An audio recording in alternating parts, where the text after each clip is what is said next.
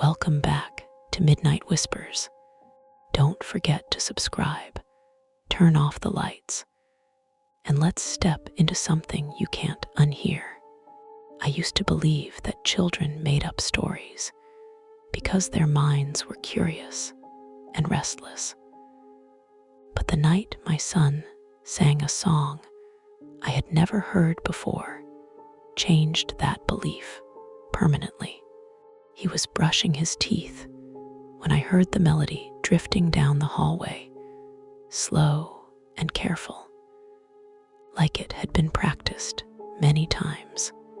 At first I smiled, assuming it was something from a cartoon or school. But then I listened to the words and felt my stomach tighten. The lyrics were complete, poetic, and structured in a way modern children's songs are not. He didn't hesitate or stumble, and his voice carried a confidence that didn't belong to his age.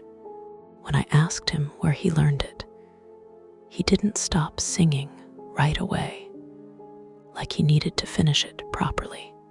After the last line, he rinsed his mouth and said the woman taught him. I laughed softly and asked which woman, expecting a name from daycare or family. He looked at me with a seriousness that made my chest feel heavy and said the woman who stands at the door. I checked the hallway immediately and found nothing but quiet air and dim light. I asked him to describe her, and he said she stood very still and smiled like she was proud when he sang correctly. That night, I searched the lyrics online and found nothing. Not a trace, not a reference, not even a partial match. I tried humming the tune to myself and realized it sounded old, like something from a time before my grandparents were born.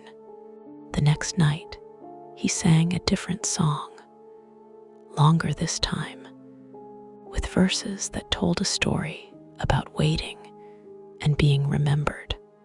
When I asked again where he learned it, he repeated the same answer without hesitation. He said she liked standing there because it was close enough to hear everyone breathing. I felt a chill run through me that had nothing to do with fear and everything to do with recognition. Like part of me already knew this wasn't imagination.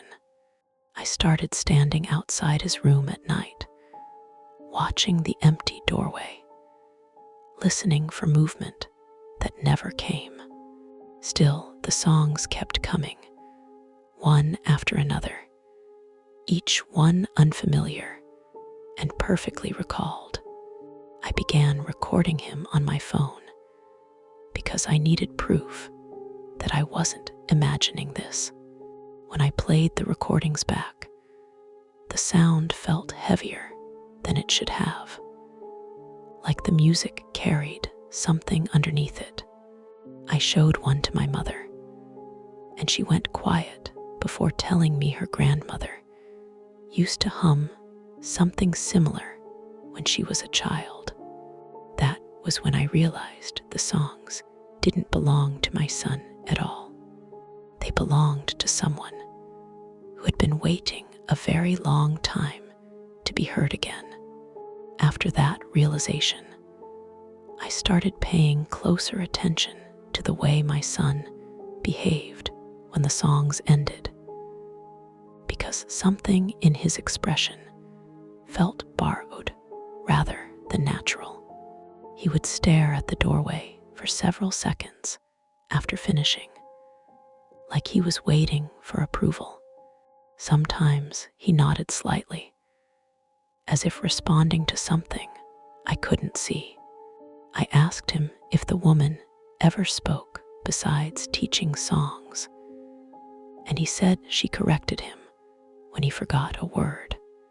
That detail terrified me because because he never forgot a word. Every lyric came out flawless, as if etched into him. I began researching the house, digging through records, old newspapers, anything that might explain this. And I found that the house once belonged to a woman known for singing late at night. Neighbors complained about the music drifting through open windows long after midnight. Children used to stop near the house and listen, memorizing tunes without realizing it. She lived alone for decades and died quietly, with no family to claim her belongings. One article described her fear of being forgotten more than death itself. When I read that line, my hands started shaking. That night, my son asked if I liked the song she taught him. And when I hesitated, he frowned and said she didn't like it when people pretended not to hear her. I asked him what happened if someone ignored her, and he said she just stayed longer.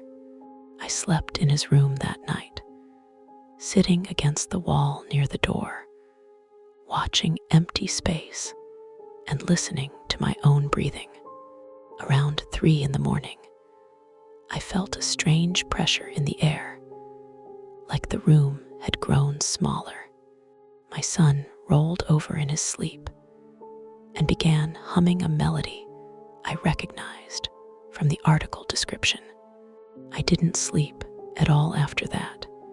The songs began appearing during the day as well, slipping into normal moments like they belonged there. My son hummed while drawing, while eating, while sitting silently in the backseat of the car. Once, I caught myself humming along without realizing it, and the shock of recognition made me stop breathing for a moment. The melody felt familiar in a way that bypassed memory, like it had always existed somewhere inside me. I stopped letting my son sleep alone, but he grew anxious and said she couldn't find him if he wasn't in his room. He asked if she was angry, and I told him no, even though I didn't believe it. One night, I woke up to him standing beside my bed, singing softly, his eyes unfocused. I shook him and asked what he was doing, and he said she said it was time for me to practice. My voice felt stuck in my throat. I asked him why she wanted me to sing, and he said she said my voice would last longer than his. That sentence stayed with me all day, repeating itself like a warning I couldn't escape. I started hearing faint melodies when the house was quiet, not loud enough to identify, but persistent enough to notice. I told myself it was stress, exhaustion, imagination. But the songs always followed the same patterns my son sang. I realized then that the songs weren't being taught anymore. They were being passed on. I tried leaving the house, packing bags in a panic, but my son cried harder than I had ever seen him cry, and begged me not to because she would be upset if we abandoned her. His fear didn't feel like a child's fear. It felt inherited. When we stepped outside, the air felt heavy, like the house didn't want to let us go. That night at my sister's place, I heard the melody again while lying awake in a strange bed. My son slept peacefully for the first time in weeks, completely silent. I realized with a sick certainty that whatever had been watching him was focused on me now. I began waking up with songs fully formed in my mind, lyrics intact, always precise. I didn't remember learning them, but I knew every word. I caught myself standing near doorways for no reason, listening. Sometimes I felt an urge to sing, strong enough that my throat ached from holding it back. When I looked in the mirror, my smile didn't always feel like mine. I understood then that my son had never been the target. He had only been the bridge. The songs grew heavier with meaning as days passed, telling stories of waiting, of being ignored, of voices fading into silence. I started recognizing patterns, emotions embedded into the melodies that felt deliberate. One song spoke about standing at doors and listening to families breathe. Another carried a longing so intense it made my chest hurt. I tried writing the lyrics down to get them out of my head, but the words vanished from the page after I finished, leaving nothing but blank paper. That was when fear turned into certainty.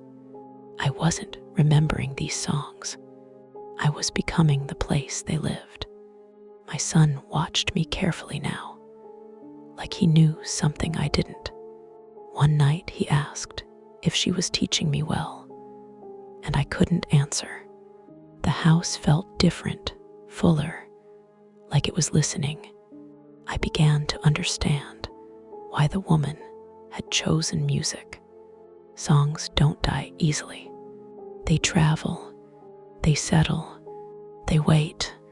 I'm telling this story now because I can still stop myself from singing out loud, because I still remember which voice is supposed to be mine. Some nights, I stand at my bedroom door without realizing how long I've been there, listening to the quiet like it owes me something. My son no longer sings at all, and when I ask him why, he says she doesn't need him anymore. The melodies come to me effortlessly now, as natural as breathing. I know how they begin and how they end. I know which ones make people stop and listen. If you ever hear an old song you don't recognize, but somehow know by heart, don't ask where it came from. Don't hum along. And if your child tells you someone at the door taught it to them, listen carefully, because once the songs choose you, they don't let go.